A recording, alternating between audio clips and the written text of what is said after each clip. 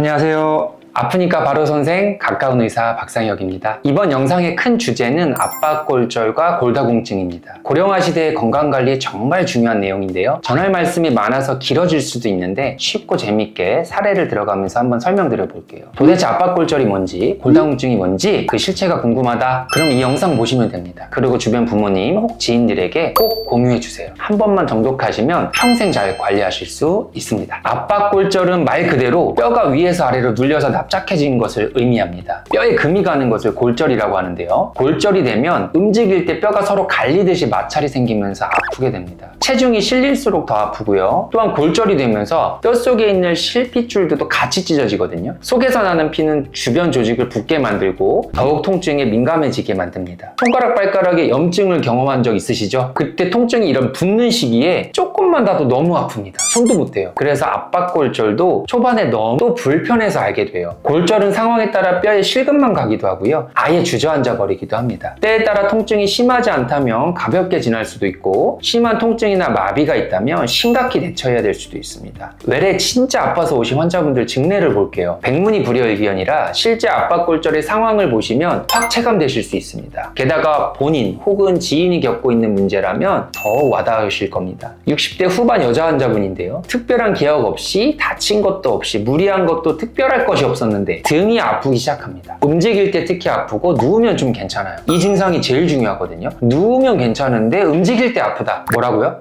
누우면 괜찮은데 이렇게 자세를 바꾸면서 움직일 때 아픈 거예요. 혹은 앉았다 일어날 때 자세를 바꿀 때 아프다. 뼈에 체중이 실리면서 아픈 건데요. 뼈끼리 갈려서 아픈 겁니다. 엑스레이를 보시면 2번, 3번 비교해서 볼 때 앞에 라인이 좀 구부러져 있어요. 이런 뼈의 변형은 뼈가 주저앉아 있다는 얘기인데, 위에서 보면 다 굴곡이 있죠. 여기서 중요한 건 과거의 골절과 최근의 골절을 엑스레이로 100% 판별이 어렵다는 겁니다. 그래서 이런 경우는 MRI를 찍는데, 이렇게 MRI를 찍었더니 뼈에 부종이 발견됩니다. 멍은 뼈가 주저앉으면서 혈관이 함께 찢어져서 피가 나는 걸 의미하거든요. 이때 환자분의 걱정이 타병원에서 척추체 성형술, 즉 척추뼈에 시멘트를 하자고 권유를 받았는데 꼭 해야만 하는가? 그게 궁금했어요. 결론부터 말씀드리면 이 정도의 뼈는 잘 관리한다면 그대로 아물 수 있기 때문에 조심히 지켜보자가 제 답변이었고요. 2부에서는 언제 척추체 성형술을 하면 되는지, 또 뭐가 좋고 뭐가 안 좋길래 고민을 해야 되는 건지를 좀 알려드리겠습니다. 끝까지 보셔야겠죠. 60대 후반 여자 환자분이십니다. 바닥에 아이를 안아 올리면서 허리에서 뜨끔합니다. 별건 아니지 했는데 누우면 괜찮고 움직이면 아파요. 특히 자세를 바꿀 때 심합니다. 걸을 때는 또 괜찮다고 하셔요. 숙이거나 자세를 바꿀 때 통증이 올라온다. 이제 압박골절에서 어떤 증상이 주로 나오는지 감이 오시죠? 엑스레이를 봤더니 요추뼈가 가라앉아 있어요. 이때 엑스레이를 보고 모양이 무조건 급성기 압박골절임을 알 수 없다고 말씀드렸죠. 압박골절이 있는 건 알 수 있는데 언제 생긴 건지 몰라요. 그런데 이분은 저랑 계속 치료를 하면서 4개월 전 엑스레이가 있었어요. 그래서 비교를 해보니까 4개월 전에 비해서 뼈가 주저앉아 있더라. 골절일 수 있습니다 말씀드려도 받아들이지를 못하세요. 정말 아이 가볍게 한번 안았을 뿐이니까요.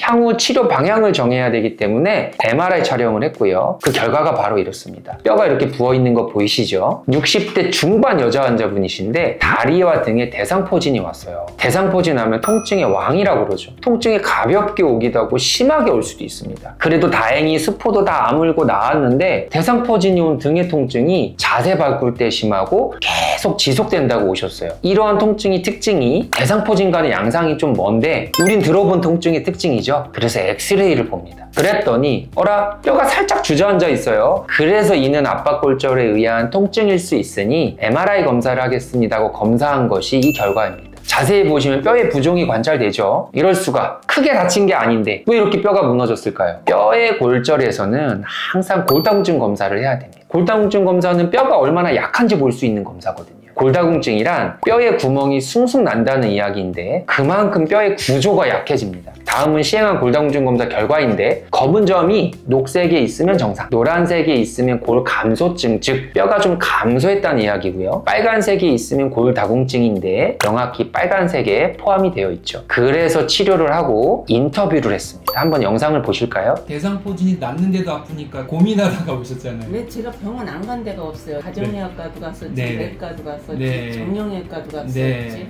결국은 여기 이제 신경외과로 온 거죠. 너무 아파. 그래서 그날 치료하고 지금은 그래도 이제 좀 살만하신 거네요. 압박골절이 있으면 시간도 약이다. 예, 그래서 그래서 꽤 오래 걸리나 보죠. 꽤는 아니고요. 어머니 위치가 다행히 나쁘진 않아요. 압박골절이 저기는 갈비뼈도 좀 잡아주고 도와주는 자리라서 좀 나아. 제 생각에는 아마 한두 달 동안에 그냥 천천히 계속 계단 내려가듯이 천천히 나아질 거예요. 근데 뼈가 깨졌는데 하루 만에 낫고 그렇죠. 싶으면 욕심이잖아요. 그렇죠. 했어요, 제가. 네. 그래서 지금 정도면 어머니 그날 오셨을 때보다 표정이 일단 달라. 네. 왜냐하면 원인을 정확히 아니까 마음이 맞아요. 편하신 거예요. 네, 그래서 그래요. 내가 이유를 알면 기다리는 것도 어렵지 않죠. 감사합니다. 내가 어떤 할머니께서도 칭찬이 막 너무 늘어지셨어요. 그래서 맞다고 그랬어요. 아유, 감사합니다. 환자를 너무 편안하게 해주시니까. 아유, 빨리 나아야 되네. 세 가지 증례의 공통점이 있죠. 첫 번째, 나이. 연세가 있으신 여성분들이 많으십니다. 60세가 넘어가면서 폐경 등의 호르몬 변화로 뼈가 더욱 약해지게 되고요. 뒤에 더 자세히 설명할 골다공증과 연결이 되니까요. 꼭 집중해 주세요. 두 번째, 뼈가 깨졌다고 꼭 크게 다친 이벤트가 있는 건 아니네요. 살짝 주저앉거나 그리 무겁지 않은 아이를 잠깐 안아주고 나서나, 그렇죠, 심한 기침 재채기 이후에 등이 결려서 내원하셨다가 결국 압박골절이 진단되기도 합니다. 심지어 콜라 먹고 트름을 했는데 그 이후 등이 아파서 검사해보니 압박골절이 진단된 경우도 있어요. 전후 관계는 알 수 없지만 어쨌거나 큰 외상만이 압박골절의 원인은 아니다. 언제든지 뼈가 약한 분들은 경험할 수 있다는 것, 이걸 명심하셔야 되겠습니다. 따라서 골다공증 관리 정말 중요하겠죠. 관리에 대해서도 뒤에 다 설명을 드립니다. 꼭 따라오세요. 세 번째 증상, 자세를 잡고 걸으면 좀 걸을만해요. 그런데 자세가 바뀔 때 아픕니다. 왜요? 뼈에 금이 갔으니까 뼈끼리 마찰이 생겨요. 체중이 실릴수록 심하겠죠. 누우면 호전되고 누웠다가 일어설 때 아프다. 앉았다 일어설 때 너무 힘들다. 이제 이런 증상을 3번 정도 설명 들으셨거든요. 이제 아시겠죠?